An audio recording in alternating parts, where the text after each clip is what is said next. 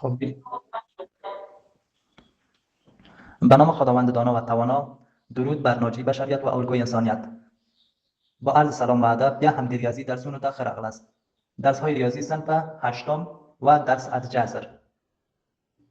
امروز ضرب و تقسیم جذرها را میخوانیم. ما گفته بودیم که جذرهای هم درجه را ما میتونیم تحت یک جذر نوشته کنیم. جذرهای هم درجه را تحت یک جذر در حالت ضرب نوشته کرده میتونیم. کوم جذرونه چه درجه مساوی دی ضرب او تقسیم په حالت کې په یو جذر لاندې لیکلی شو. راځو مثالونه ته. مثلا کولی رو جذر د درې ضرب د جذر 15. دا کولی شو داسې ولیکو چې جذر درې ضرب د 15 او داسې لیکلی شو چې درې ضرب د 15 کېږي 15. دویم مثال کولی رو مثال دوم اگر داشته باشیم جذر چهارم 5 ضرب جذر چهارم 2 و این را میتونیم به این قسم نوشته کنیم که جذر چهارم 5 ضرب 2 این مساوی میشه به جذر چهارم 5 ضرب 4 20. مثال سوم داشته باشیم. مثال سوم مثلا داشته باشیم که جذر 14 دومش بر جذر 7 باشه دومش. حالت تقسیم از تحت یک جذر میتونیم نوشته کنیم. تقسیم حالت به یک جذر که لیکلی شو. حالا درجه ها مساوی تحت یک جذر نوشتهش کردیم. این مساوی میشه به جذر. اینجا طوری که میبینیم یک امکان اختصار وجود داره. څنګه چې ګورو دلته د اختصار امکان شته. 14 را تقسیم 7 کنین 2 میشه. پس جواب از این جذر 2. او کچیر بل مثال ولرو اگر مثال دیگر داشته باشیم مثلا جذر 5 جذر سوم 5 تقسیم جذر سوم مثلا 2 باشه. این را نوشته کردم میتونیم تحت یک جذر. جذر سوم 5 تقسیم 2. خب میشه به این قسم نوشتهش کنیم یا به شکل کسر نوشته کنیم. نوشته کنیم عدد اولی در صورت، عدد اول 5 در صورت و عدد دوم که 2 هست در مخرج. به این قسم جذرهای هم درجه را تحت یک جذر نوشته کرده میتوانیم. این مفهوم ابتدایی جذر را فهمیدیم که ما میتونیم جذرهای هم درجه را در حالت ضرب تحت یک جذر نوشته کنیم، در حالت تقسیم هم تحت یک جذر نوشته کنیم. ولی سوال اینجاست که آیا میتوانیم در حالت جمع تفریق هم تحت یک جذر نوشته کنیم؟ این سوال است که شاید در ذهن شما هم باشد.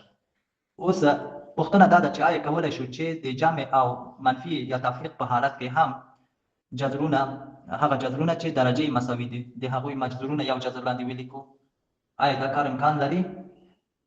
د دې سوال جواب کې وایو نه دا کار امکان نه لري. به جواب سوال میگیم که امکان نداره. در حالت جمع تفریق نمیتونیم تحت یک جذر نوشته کنیم. د جمع او تفریق په حالت کې موږ نشي کولای چې یو جذر لاندې ولیکو. حالا اگر یک مثال به ما بگه به این قسم. خب ببینین کمی گپ صحت داره یا اشتباه میشه. مثلا به ما میگه جذر 9 جمع جذر 16 د 9 جذر جمع د 14 جذر آیا مساوي کیږي په جذر دواړه یو جذر لاندې ولیکو؟ آیا دا مساوي کیږي؟ ایره مورد بحث قرار میدهیم. خب ایره جدا جدا ساده میکنیم. بیل بیل دا ساده کوو. جذر 9 چند میشه؟ د 9 جذر څو کیږي؟ 3 کیږي. او د 14 جذر څو کیږي؟ 4 و جذر 16 چند میشه؟ 4 میشه. و این طرف میگیم اردوش جمع کنیم 25 میشه. این طرف ببینین 3 جمع 4 چند میشه؟ 7. ولی این طرف 25 از جذر بکشین چند میشه؟ 5. 25 د جذر نه وباسي. نو دا یو بل سره مساوی نه دی. یو کرخه ور باندې کش کوو چې مساوی نه ده. این با هم دیگر مساوی نیست. بالا یک خط کش کردیم و فهمیدیم که این مساوی نیست. ولی در ضرب و تقسیم اگه کار کنیم صحیح میشه. کچیر منفی که د منفی هم کار کنیم میگه پس منفی کې کار وکړو بیا هم مساوي کیږي نه. کچیر تاسو نه پوښتنه وشي چې دا موضوع ثبوت کې یو مثال کې ثبوت کړئ. اگر شما سوال شد که ثبوت کنید شما در یک مثال عددی ثبوت کنید. پس این نشد. مثال ششم اگر داشته باشیم شپږم مثال کوله رو مثال ششم به این قسم داشته باشیم مثلا جذر 4 است ضرب جذر 9 میگه آیا این مساوی است با جذر 4 ضرب 9؟ این ما باید با دلیل گفته بکنیم که مساوی میشه یا نمیشه. دلیلش هم مثال عددی بهترین راهش است. حالا 2 را جدا از جذر میکشیم، 4 از جدا از جذر میکشیم، 9 را جدا از جذر میکشیم. 4 چې د جذر نه وباسو 2 کیږي او همدارنګه 9 چې د جذر نه وباسو 3 کیږي او دا خو 4 ضرب 9 کو 18 کیږي. 4 ضرب 9 36 میشه. و حالا این طرف ضرب کنین 2 ضرب 3 چند میشه؟ 6. این طرف از جذر بکشین جذر 36 چند میشه؟ 6 میشه. پس دیدیم که مساوی است. این درست است. نو دا مساوی ده. در حالت ضرب دیدیم که مساوی بود. در حالت ضرب مساوی شد در دو طرف. ولی در حالت جمع تفریق نمیشه. در تقسیم اگر در نظر بگیریم باز هم مساوی میشه. یک مثال از تقسیم کار میکنیم یا د تقسیم مثال هم کار کوو چې مساوی کیږي. مثال تقسیم داشته باشیم و مثال د تقسیم ده. یک مثال تقسیم داشته باشیم مثلا داشته باشیم که جذر 36 تقسیم جذر 4. آیا این مساوی میشه به جذر 36 تقسیم 4؟ مثال عددیش کار میکنیم و نتیجه حاصل میشه. عددی مثال کار کو نتیجه حاصل کیږي. اوس تاسو شپږ دې له جذر نه وباسئ چې کیږي شپږ تقسیم دې څلور دې جذر نه وباسئ 2 کیږي. 4 از جذر بکشین دوست و این طرف ببینین 36 تقسیم 4 چند میشه؟ 9 میشه. در جذر 9 نوشته میکنیم. این طرف ببینین 6 تقسیم 2. قطع وصل می اسکرین هم نداریم. خب اسکرین نداریم. حالا صدا درست میاد؟ خب و اسکرین سوالات هم دارین؟ یک نفرتان دوایس جواب بدهید. بله استاد هم اسکرین نداریم، صدای شما هم درست میاد. خب درسته. ادامه میدیم. این سوال هفتم گفتیم در تقسیم چه رقم ثبوت بتونیم که مساوی میشه. در مثال عددی ثبوتش کردیم. و 36 تقسیم جذر 4. یک طرف جداگانه ساده میکنیم و یک طرف اول تقسیم میکنیم بعد از جذر میکشیم. حالا 6 تقسیم تو کنی چند میشه؟ 3 میشه. ولی این طرف نور از جذر بکشین چند میشه؟ 3 میشه. پس دیدیم هر دو طرف با هم مساوی شد. مقوله چه دوار خواهی مساوی شد. پس در ضرب و تقسیم این کار میتونیم که تحت یک جذر نوشته کنیم، ولی در جمع و تفریق این موضوع را نمیتونیم. خب این مفهوم فهمیدیم که کدامش میتونیم تحت یک جذر نوشته کنیم و کدامش تحت جذر دیگر. حالا در ضرب کمک بیشتر باید بدانیم. در ضرب په حق نور هم باید معلومات ولرو. اینی نکته رو شما در کتابچه‌تان یادداشت میگیرید. تاسو د خپل کتابچه کې لیکئ در ضرب جذور هم درجه، در ضرب جذور هم درجه. استاد لازم درست نمیاد، نوت اصلا درست نتونستیم. نه خیر استاد ما صدایت نداریم. خب حتما شما مشکل اینترنتی دارین. خب در ضرب جذور هم درجه، در ضرب جذور هم درجه، جذور هم درجه ضریب ضرب ضریب ضریب ضرب ضریب می شود. ضریب ضرب ضریب می شود. ضرب ضریب می شود. په هم درجه جذرونو ضرب کې ضریب له ضریب سره ضرب کیږي.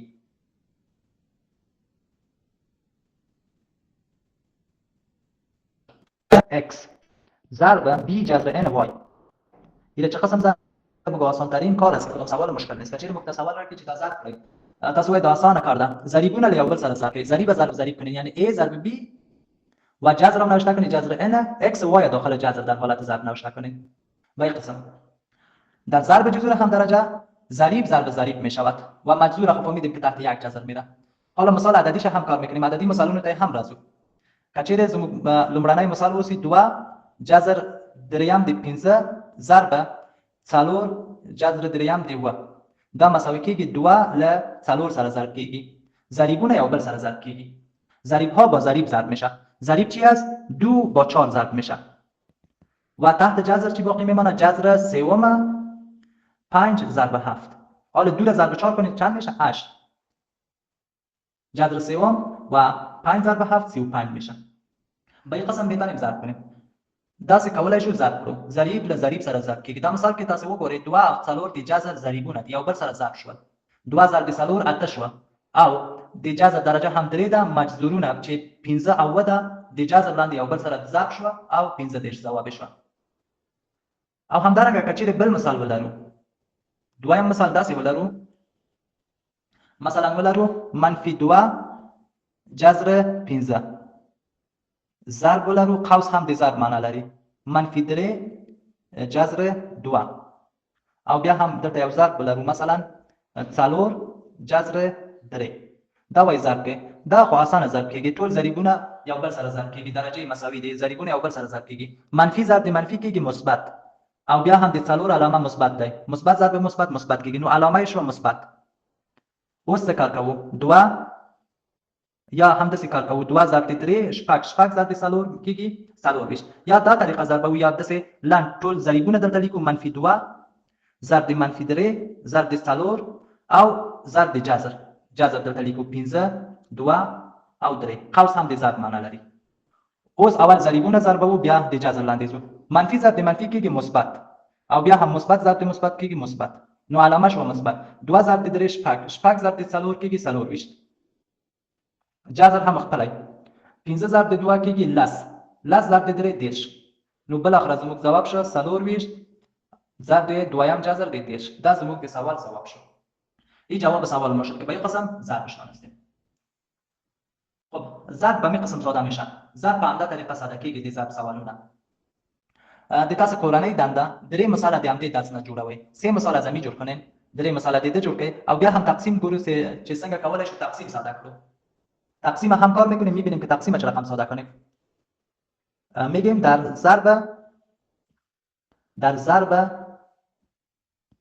ضرب خواندیم تقسیم کار کنیم. باید در تقسیم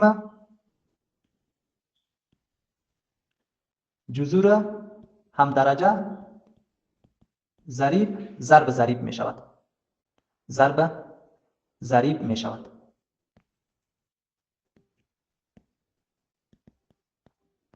و هم درجه جذرونه که ضریب لضریب سره تقسیمیږي. و یک نکته را هم براتون میگم بعد از این مثال های ازی. دیدی مثالونه وروسته یو ټکی مهم ټکی هم وایم، مقاول مثالونه درځو. کچیر موږ ولرو مثلا داسې جذر ولرو a جذر n د x تقسیم پر b جذر n د y. دا داسې لیکلی شو. مکمل یو جذر لاندې موږ لیکلی شو. ضریبونه لیکو a پر b او جذر داسې لیکو n د x پر y. به این قسم ناشنا میکنیم. مثال عددیش هم کار میکنیم. مثال عددیش بیشتر میدانیم که چگونه کار کنیم. عددی مثال ته هم راځو. کچیر موږ ولرو لومړی مثال د موږ داسې وسی. مثلا 12 څلورم جذر د 14 تقسیم پر مثلا شپږ څلورم جذر د 2. دا داسې لیکلی شو. چون این تقسیم است، تقسیم به شکل کسری هم نوشته کرده میتونیم. تقسیم د کسری به شکل هم لیکلی شو. نو د کسری به شکل لیکو چې سوال آسان شد. به شکل کسری نوشته میکنیم که آسان حل شود. نوشته میکنیم 12 جذر 4 14 تقسیم 6 جذر 4 12. خب گفتیم تقسیم میشه، پس میتونیم ضریبا را اختصار کنیم. ضریبونه اختصاری یو شپږ شپږ دو شپږ کیږي 12. نو دا مساوي کیږي ضریب پاتې شه 2 او مجذورونه یو جذر لاندې لیکو 14 پر 2 14 پر 2 مجذورونه 14 پر 2 ده. نو 2 خپلای 14 تقسیم د 2 کې وکیږي.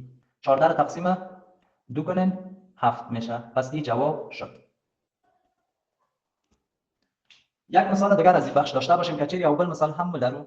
دویم مثال داسې وشي. مثال دوم به این قسم باشه. مثلا 18 جذر سوم 25 و اینجا هم باشه 12 جذر سوم 10. چه قسم کار میکنیم؟ میگیم اول ضریباش اختصار میکنیم. اول ضریبونه اختصاره و په 3 اختصاریږي یا په 6 اختصاریږي. به 6 اختصار هم میشه. 1 6 8 2 6 12 3 6 18 او دلته 2. نو ضریب شو 3 پر 2 او جذر داسې لیکو. جذر دریم 15 تقسیم د 10. نو بیا هم یو اختصار کیږي. دلته د جذر په منځ کې اختصار وو. د 15 ضرب زبانی وای، ضرب زبانی 5 بخوانید 5 5 25 میشه و 2 5 ده. پس بالاخره نوشته میکنیم که 3 بر 2 جذر سوم 5 بر 2 میشه. به شکل کسری هم جواب حاصل شه، مشکل نداره. کیدای شي د کسری په حالت کې هم جواب حاصل شي، نو استونزه نه لري. و اینا هم فهمیدین. حالا ما گفته بودم که یک نکته مهمه میگیم. نکته چی است؟